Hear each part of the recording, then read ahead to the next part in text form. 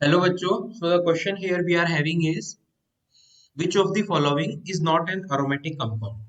तो किसी भी aromatic compound को आइडेंटिफाई करने के लिए जो 5 बेसिक रूल्स हैं वो एक aromatic compound को फॉलो करने चाहिए. These are 4n+2 pi electron rule. दूसरा है जो कंपाउंड है वो साइक्लिक होना चाहिए, ठीक है ना. साइक्लिक होना चाहिए और resonance must be all over the ring, ठीक है. Resonance must be present all over the ring, ठीक है. जो रेजोनेंस है must be present all over the ring, all over the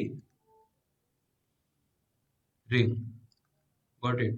So these are the 3 basic rules. And next to this, the compound must be the members must be sp2 hybridized, they must be planar.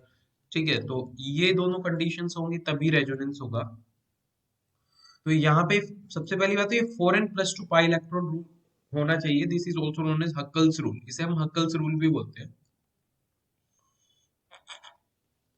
तो अगर यही rule follow नहीं हो रहा है किसी compound में तो वो डेफिनेटली एरोमेटिक नहीं होगा, या फिर वो साइक्लिक ही नहीं है तो वो एरोमेटिक नहीं है. तो ये सभी रूल्स जो है फॉलो होनी चाहिए. अगर इनमें से एक भी फॉलो नहीं हो रहा है तो वो कंपाउंड किसकी कैटेगरी में आ जाता है? नॉन एरोमेटिक या फिर एंटी एरोमेटिक कैटेगरी में आ जाता है. अभी हमें यहाँ पे एरोमेटिक कंपाउंड आइडेंटिफाई करना है, तो उसके लिए all the 5 rules must be follow. तो अगर मैं यहाँ पे बात करूं in the problem number 1, that is structure number 1, that is thiophene, ठीक है. तो यहाँ पे जो है 6 पाई इलेक्ट्रॉन्स है. कितने पाई इलेक्ट्रॉन्स है? 6 पाई इलेक्ट्रॉन्स है. पहले हम पाई इलेक्ट्रॉन्स को आइडेंटिफाई कर लेते हैं. तो ये तो है ही नहीं क्योंकि ये resonance all over the ring नहीं है, और यहाँ पे 4 पाई इलेक्ट्रॉन्स है, रेजोनेंस में नहीं है, ठीक है. यहाँ पे भी 6 पाई इलेक्ट्रॉन्स है.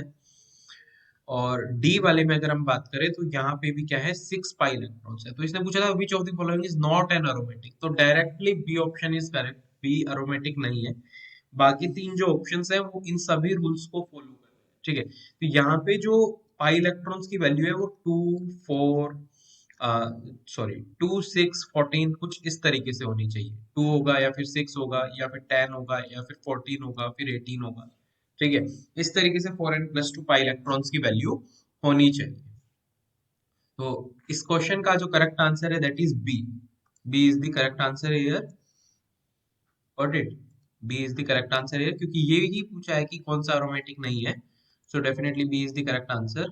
I hope you got your answer. You understood it well. All the best.